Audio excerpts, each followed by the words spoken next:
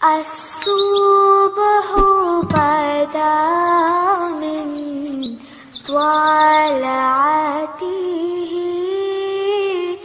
والليل دجى من وفراته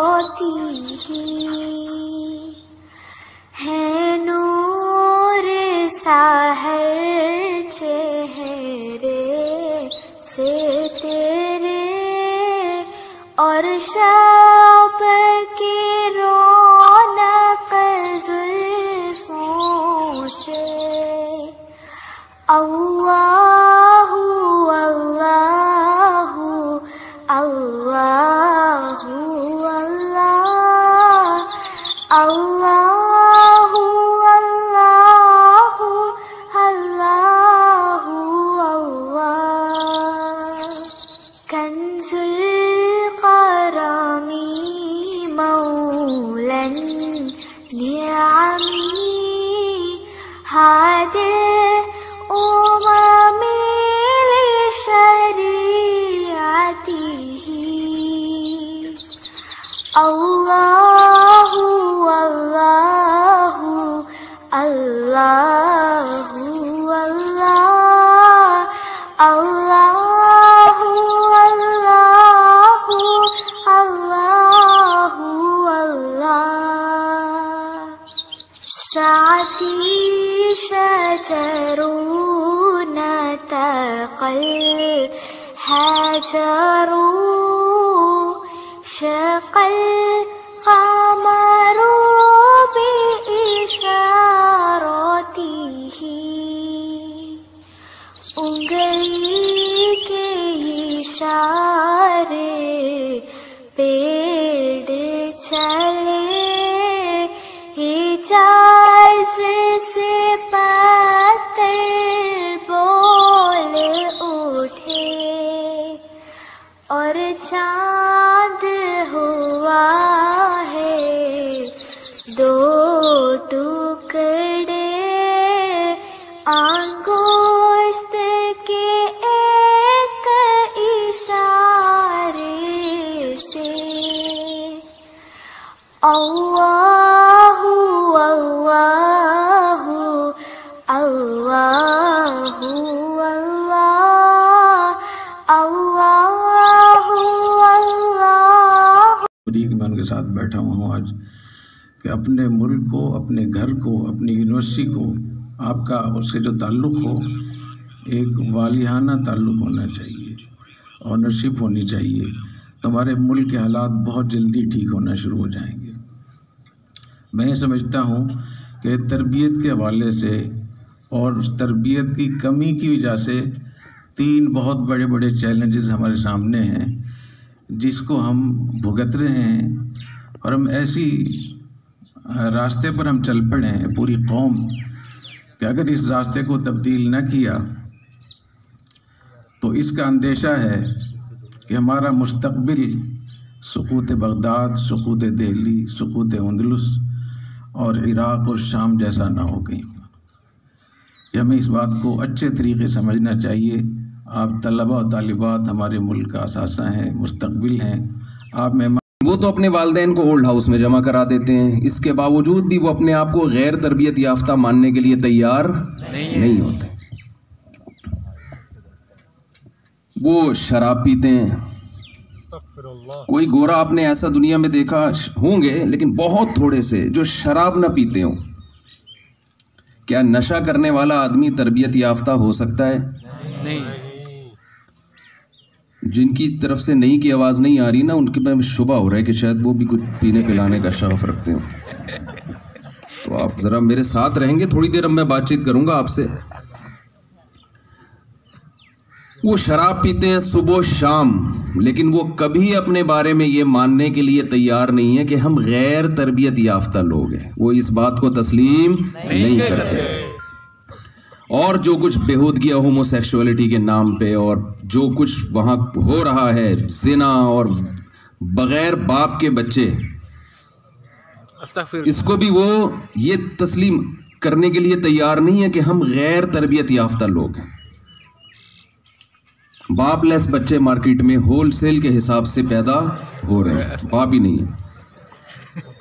जिना वलदु जिना बच्चे, माँ बाप ओल्ड हाउस में, चचा खाला मामू चाची नानी भतीजी भांजी बहू, ये सेटअप ही सारा जड़ से ख़त्म। मैं आपसे एक बात कहता हूँ, हम जब किसी का तारुफ करवाते हैं, इंट्रोडक्शन करवाते हैं, ये वसीम साहब हैं, ये इनके मामू हैं, ये इनकी खाला हैं, ये इनकी बहू है, ये इनके चचा हैं, ये इनके वालिद हैं, यही इंट्रोडक्शन होता है ना। जी जी।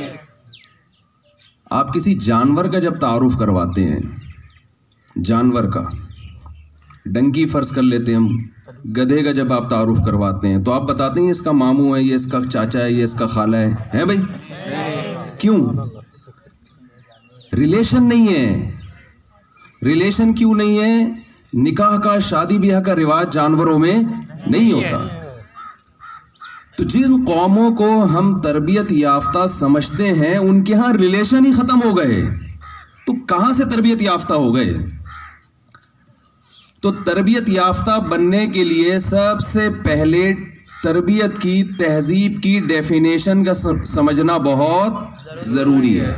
एक बात हो गई।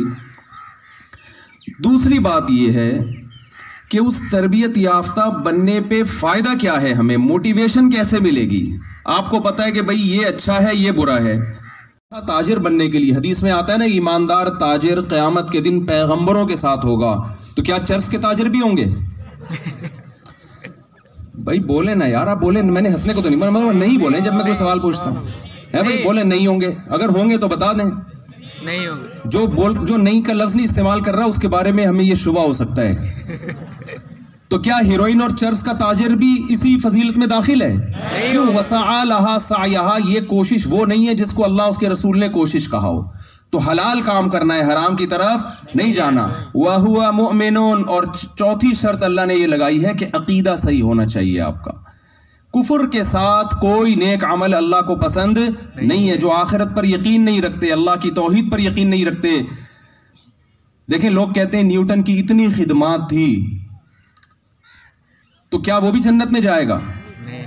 मुझसे लोग पूछते हैं, मैं कहता हूं भाई मुझे नहीं पता कहां जाएगा, मुझे उसके अकीदे का नहीं पता, लेकिन न्यूटन से आपको इतनी मोहब्बत है, मुझे भी है, तो हमें जितनी मोहब्बत न्यूटन की खिदमात की वजह से है, न्यूटन से सवाल पूछा जाएगा जिस खुदा ने तुझे पैदा किया था, जिसके एहसानात तुझ पर, वो दिमाग जिससे तूने चीज़ें ईजाद की हैं, फॉर्मूले बयान किए हैं, वो दिमाग जिस खुदा ने तुझे दिया था, क्या तू उस खुदा से भी इतनी मोहब्बत करता है या नहीं करता?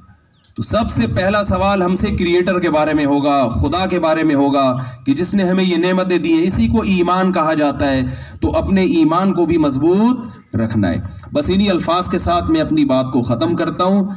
तो आप जिस शोबे में काम कर रहे हैं, एजुकेशन के शोबे में, इसमें आपने अपनी स्पीड को बढ़ा देना है। हमारे एक दोस्त हैं टाइम लैंडर में, सुलेमान अहमद साहब, बड़ी ज़बरदस्त मिसाल देते हैं कि दो चिड़ियाएँ जो है ना, उड़ती हुई जा रही थी, बातें करती हुई जा रही थी। अचानक एक जेट तैयारा आया और जू करके गुजर गया। इन बेचारियों के पर उखड़ गए, गिरने लगी, कलाबाजियां खा गई। तो एक चिड़िया दूसरी से पूछती है कि बहन, हमारे भी पर हैं, इसके भी पर हैं, इसकी स्पीड इतनी तेज क्यों है?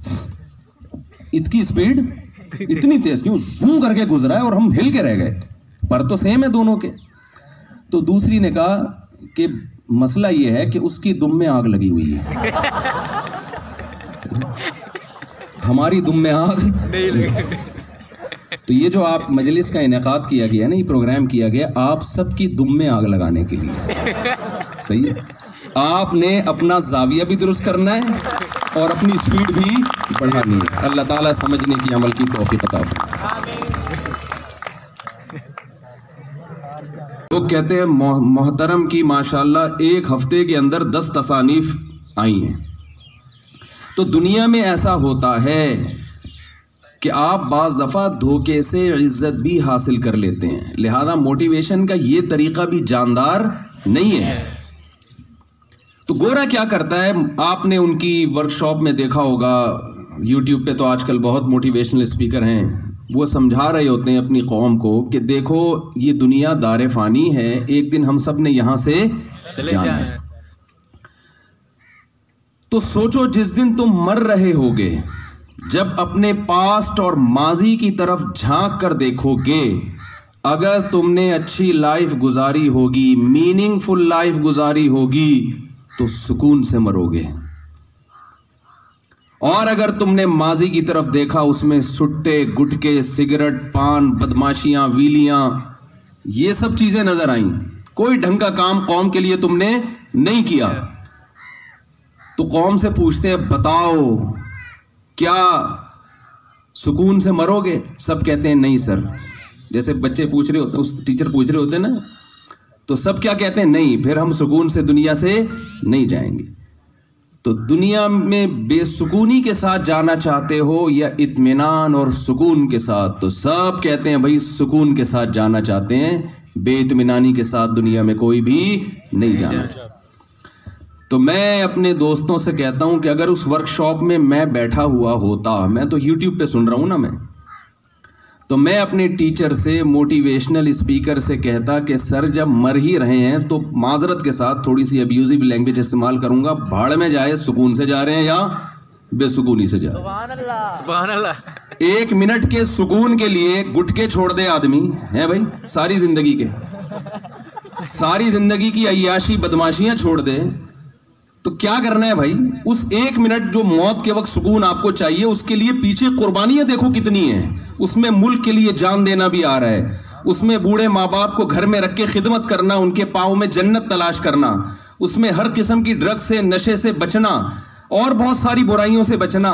तो यार जब मर गए, खत्म हो गए, मिट्टी हो गए, तो क्या अच्छी जिंदगी, क्या बुरी जिंदगी? इंसान हमेशा उस माजी को देख के खुश होता है, अच्छे माजी को जिसका फ्यूचर से लिंक हो, जो फ्यूचर पे असरअंदाज हो। वो पास्ट और वो माजी जो फ्यूचर पे असर नहीं डाल रहा, उस पास्ट के अच्छे या बुरे होने से हमारी और आपकी सेहत पे कोई फर्क नहीं पड़ता। देखिए, एक आदमी ने 100 इंसानों को कत्ल किया, फांसी के फंदे पे लटकने वाला है, उसको सजा सुना दी गई, उसे बताया गया कि आप कल फांसी के फंदे पे लटक जाओगे। वो अपना माजी सोच के खुश होगा या गमजदा होगा?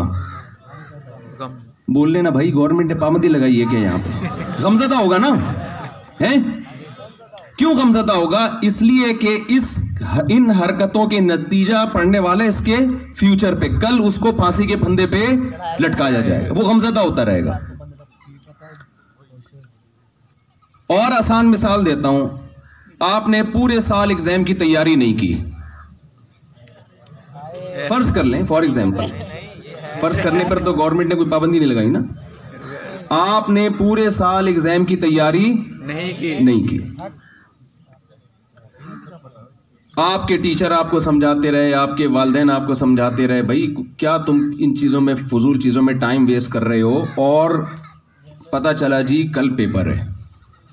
अब जिन्होंने माजी अच्छा गुजारा, इम्तिहान की तैयारी की, वो खुश होंगे, और जिन्होंने तैयारी नहीं की वो टेंशन में। यानी पास का क्योंकि असर किस पे पड़ रहा है? फ्यूचर पे। लेकिन अनाउंसमेंट हो गई कि इम्तिहान कैंसिल हो गए, और ऐसे कैंसिल हुए हैं कि ये शोबा ही गवर्नमेंट ने बंद कर दिया, एग्जाम होगा ही नहीं। अब आप मुझे बताओ, अब खुश कौन होगा? अब वो जिसने तैयारी की है वो टेंशन में होगा कि मेरी ये सारी तैयारी का जनाजा निकलने वाला है, इस तैयारी का मुझे फ्यूचर में धेले का फायदा नहीं हो रहा। और जिसने ऐश में जिंदगी गुजारी होगी वो खुश होगा कि मेरा अंजाम, और जो सारी जिंदगी मेहनत करता रहा है, पूरे साल पढ़ता रहा है, हम दोनों का अंजाम क्या होने वाला है? सेम। तो अगर आप आखिरत के कायल नहीं हैं, आप इस बात के कायल हैं कि मरने के बाद मिट्टी होके खत्म, कोई नई जिंदगी नहीं है, तो अच्छे और बुरे का अंजाम क्या होने वाला है? सेम। फिर अच्छा, जितने अच्छे बने हुए हैं इसकी भी जरूरत नहीं है, ये भी आपने खामखा में तकल्लुफ किया हुआ है माजरत के साथ।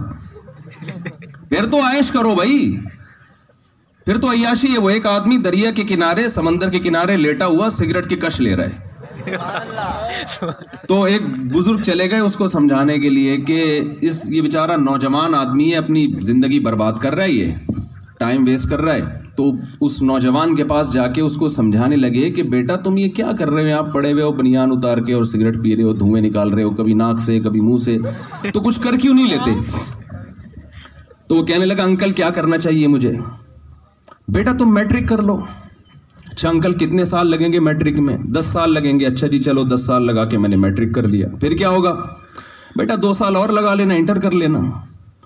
चले अंकल 12 साल मैंने पढ़ाई में गुजार दिए, इंटर भी हो गया, अब क्या करना? फिर क्या करूं?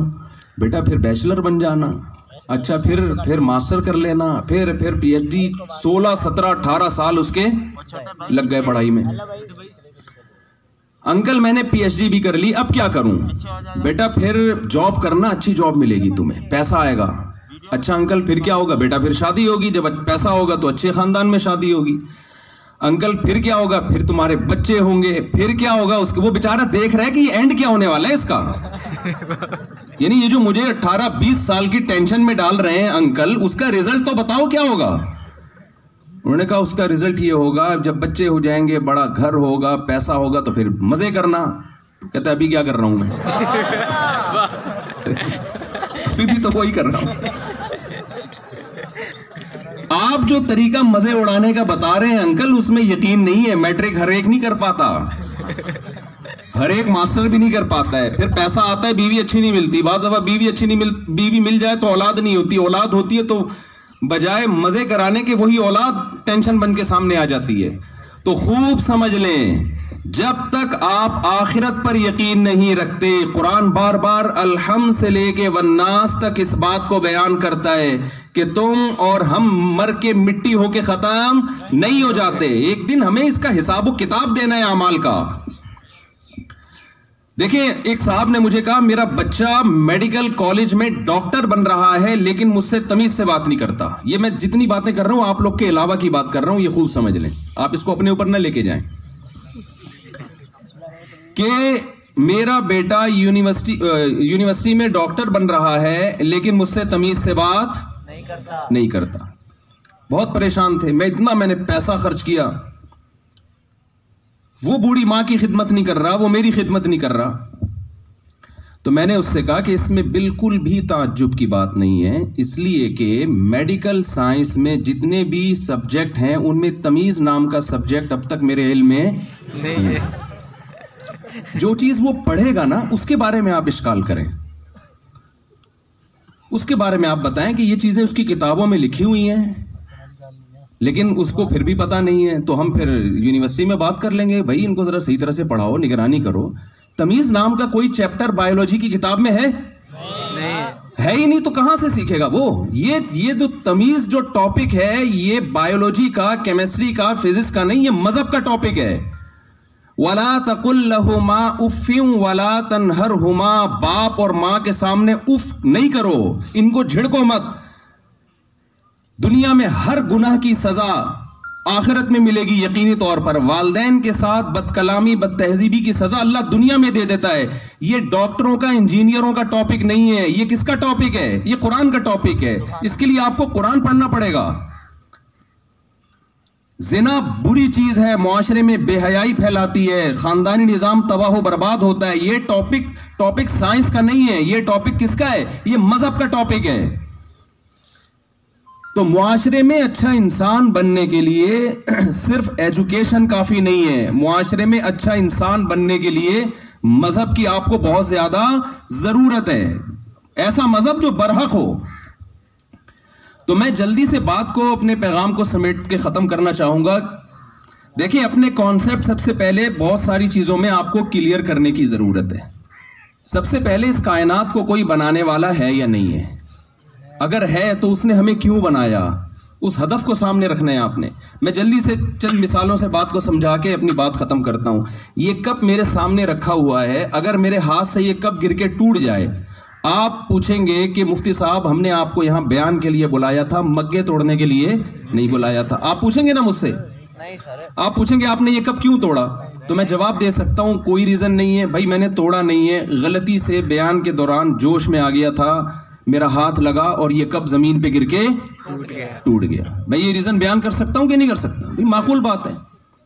लेकिन अगर आपने देखा कि मैंने ये कप बाकायदा प्रॉपर उठाया और धाड़ करके तोड़ दिया, तो आप पूछेंगे क्यों तोड़ा? अब मैं ये कह सकता हूं इत्तेफाक से टूट गया है, अब मुझे रीजन बयान करनी पड़ेगी ना। मैं बताऊंगा भाई ये कप मैं चेक कर रहा था कि कितना मजबूत है, तो आप कहेंगे भाई ये कोई ये बयान की महफिल है, ये कप चेक करने का मौका नहीं है कि आप यहाँ, एक कंपनी ने अनाउंसमेंट की कि हमने एक ऐसा शीशे का गिलास बनाया है, इतना मजबूत है कि अगर 20वीं मंजिल से आप फेंकें तो 19वीं मंजिल तक गारंटी है नहीं टूटेगा वो। समझ रहे हैं? तो मैं ये चेक करना चाह रहा था कि ये उतना मजबूत है या नहीं। तो आप मेरा ये उज़र तस्लीम नहीं करेंगे। अच्छा, इस अमल को हम रिवर्स कर देते हैं। टूटा हुआ कप यहां पड़ा हुआ था, किसी मुलाजिम से बेचारे से टूट गया होगा, आपने देखा कि वो जुड़ा हुआ रखा है यहां पे। आप मुझसे पूछेंगे मुफ्ती साहब और तो कोई बंदा नहीं आया यहां कप जोड़ने के लिए, आपने ये क्यों जोड़ा? अब मैं ये कह सकता हूं जोड़ा नहीं है, जुड़ गया है। भाई जब टूटा था तो मैंने ये कहा था कि टूटा नहीं है बल्कि गलती से टूट, एक इत्तेफाकी हादसा हो गया, एक धमाका हो गया, कुछ भी हो गया, टूट गया ये। लेकिन जब जुड़ेगा तो मैं ये कह सकता हूं कि जोड़ा नहीं है बल्कि खुद से जुड़ गया है। बोल सकता हूं मैं ये? आप कहेंगे चीजें खुद से टूट तो सकती हैं, खुद से जुड़ नहीं सकती। मुझे एक बात बताएं, ये जो मैं और आप यहां बैठे हुए, ये टूटे हुए बैठे हुए, जुड़े हुए बैठे हुए हम लोग, टूटे हुए। तो क्या करोड़ों खरबों साल में इंसान खुद से जुड़ सकता है क्या? जो डार्विन कहता था, करोड़ों खरबों साल में, वो कहते हैं ना कि खुदा के इनकार करने के लिए एक नजरिया गढ़ा गया है कि इत्तेफाक से ऐसे हुआ, फिर यूं हुआ, फिर यूं हुआ, फिर होते होते बंदर बना, बंदर से करोड़ों साल में होते होते होते आहिस्ता आहिस्ता मार्केट से दुम गायब होना शुरू हुई और बिल आखिर इंसान बन के सामने आ गया। मैं तो एथियस्ट लोगों से कहता हूं भाई या तो दुम दो या दुम के पैसे दो हमें, क्योंकि तुमने हमारी दुम गायब की है। तो ये नहीं हो सकता। एक कप करोड़ों खरबों साल में खुद ब खुद ऑटोमेटिकली जुड़ नहीं सकता। इंसान कैसे मां के पेट में तैयार हो रहा है, आंख, नाक, कान, दिल, दिमाग, जिगर, गुर्दे, हर चीज अपनी जगह पे लग रही है, और जैसे ही दुनिया में आता है मां की छातियों में उसके लिए खुराक का इंतजाम पैदा हो जाता है। ये ऑटोमेटिकली खुद ब खुद ये इत्तेफाक मुमकिन नहीं है। तो हम बने नहीं है बल्कि हमें किसी ने बनाया है। तो मैं अगर गिलास तोड़ता हूं, मेरे जिम्मे है कि मैं रीजन बयान करूं मैंने क्यों तोड़ा। जिस खुदा ने इस कायनात को बनाया, इंसान को बनाया, उससे पूछा जाएगा कि क्यों बनाया, उसके जिम्मे है वो जवाब दे कि मैंने क्यों बनाया इसको। वो ये नहीं कहेगा कि ऐसे ही बना दिया बस। खुद ब खुद नहीं होता है सब कुछ। पूरी कायनात को उसने क्यों बनाया, उसने दो लफ्जों में बयान किया, वसख्खर लकुम मा फिस समावाति व मा फिल अर्दी जमीअन मिन्हु। जो कुछ आसमानों में, जमीन में इंसान के लिए बनाया। पूरी कायनात का मकसद दो लफ्जों में बयान हो गया कि नहीं हो गया? ये सारी कायनात किसके लिए बनी है? मेरे और आपके लिए। अब सवाल पैदा होगा मुझे और आपको क्यों बनाया? इसका जवाब किसी अंग्रेज के पास, यूरोप के पास, इसका जवाब यूनिवर्सिटियों में आपको नहीं मिलेगा। ये सवाल का जवाब अगर आप फिजिक्स की किताबों में तलाश करेंगे तो आपको इसका जवाब नहीं मिलेगा। इसका जवाब जो बनाने वाला है, क्रिएटर है, वो बताएगा ना मैंने क्यों बनाया। देखो हमारे साबिक वजीर आज़म ने पूछा मुझे क्यों निकाला, सवाल उठाया था ना, इसलिए कि भाई मुझ कोई निकालने की कोई वजह होनी चाहिए। तो हम क्या जवाब देते थे? भाई हमने नहीं निकाला। एक बहुत भारी भरकम आदमी का इंतकाल हो गया ना, तो कोई उसको कंधा नहीं दे रहा था। उसके बच्चे बहुत परेशान थे, यार ये हमारे वालिद साहब के जनाजे को कंधा तो दो, अब वो भारी बहुत थे। तो जिसको वो जाके कहता है ना भाई इसको कंधा दो, तो हर आदमी कहता है भाई हमने नहीं मारा इनको, हमने थोड़ी मारा है। तो अब मुझे एक बात बताइए कि ये किसके जिम्मे है? जिसने हमें पैदा किया। तो वो बताता है मैंने क्यों पैदा किया। लियब्लुवकुम अय्युकुम अहसनु अमला खलक़ल मौत वल हयात। उसने जिंदगी और मौत को इसलिए पैदा किया, वो तुम्हें आजमाना चाहता है तुम में अच्छा अमल कौन करता है, कौन तरबियत याफ्ता होके दुनिया से जाता है, कौन बदतहजीबा होके दुनिया से जाता है, कौन अच्छा अमल करके जाता है और कौन बुरा अमल करके जाता है। और फिर उसने अच्छाई और बुराई को डिफाइन भी कर दिया कि अच्छे की डेफिनेशन क्या है और बुरे की डेफिनेशन क्या है। अच्छे की डेफिनेशन क्या है? मन अरादल आखिरा। हर काम में इरादा किस चीज का करना है आपने? आखिरत का। हर काम में किस चीज का इरादा करना है? इस्लाम आपसे कोई चीज छुड़वाता नहीं है।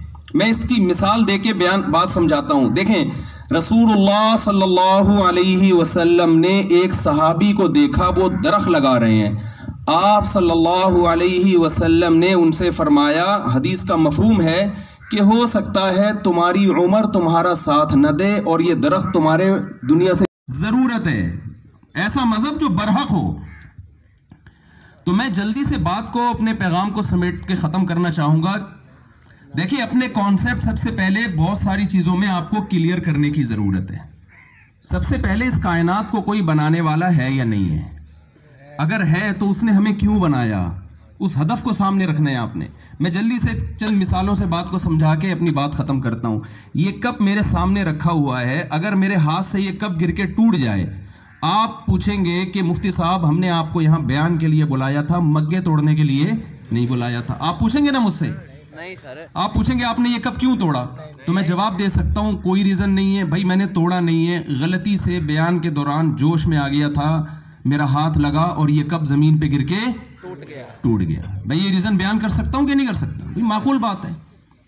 लेकिन अगर आपने देखा कि मैंने ये कप बाकायदा प्रॉपर उठाया और बगैर बाप के बच्चे, इसको भी वो ये तस्लीम करने के लिए तैयार नहीं है कि हम गैर तरबियत याफ्ता लोग हैं।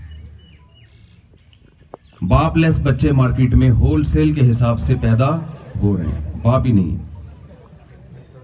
जिना वलदु जिना बच्चे, माँ बाप ओल्ड हाउस में, चचा खाला मामू चाची नानी भतीज नहीं कर सकता।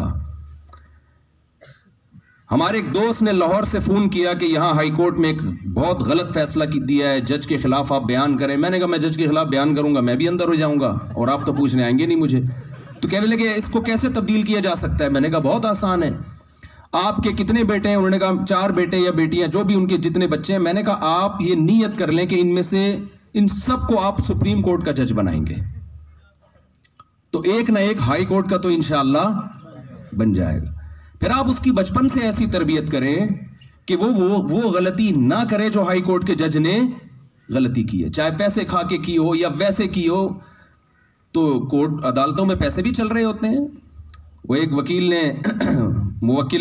ने कहा ना कि मेरे मुवक्किल के बरहक होने के सबूत कानून की फला किताब के सफ़ा नंबर 352 पे हैं।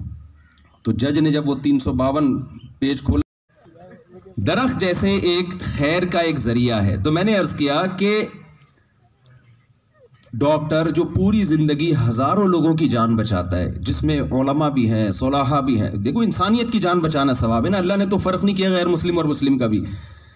तो वो क्यों इस आयत का मिस्दाक नहीं होगा? फ़र्क सिर्फ इतना है कि वो डॉक्टर सिर्फ पैसा कमाने के लिए ना बने। मन अरादल आखिरा, अच्छाई की डेफिनेशन में सबसे पहले नीयत है कि अपनी नीयत में आखिरत का भी आखिरत की नीयत करे। मैं जो डॉक्टर बना हूं, मैं इसलिए बना हूं कि मैं मुल्क और कौम की खिदमत करूंगा। और क्यों? इस खिदमत से मैं किसको राजी करना चाहता हूं? अल्लाह को राजी करना चाहता हूं। आपको पैसा कमाने से शरीयत ने नहीं रोका, आप पैसे भी कमाएं, लेकिन नीयत कैसी होनी चाहिए? आखिरत की। ये वो मोटिवेशन है जो अंग्रेज के पास नहीं है। ये किसके पास है? ये इस्लाम के पास है। कुछ बातें आपकी खिदमत में पेश करूंगा, आप उसको बयान ना समझें, बातें ही समझें।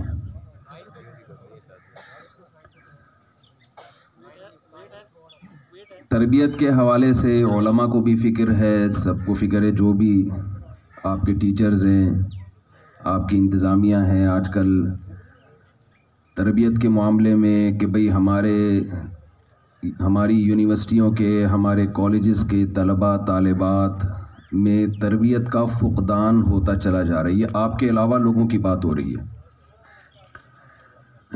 कि तलबा में, तालिबात में तरबियत की बहुत कमी नज़र आ रही है। देखिए, मैं बात शुरू करता हूँ बिल्कुल इब्तिदा से। कुछ चीज़ें ऐसी हैं कि जब तक उसके बारे में अपने कॉन्सेप्ट को क्लियर ना किया जाए, तरबियत का लफ्ज़ ही समझ में नहीं आता कि तरबियत की डेफिनेशन क्या है।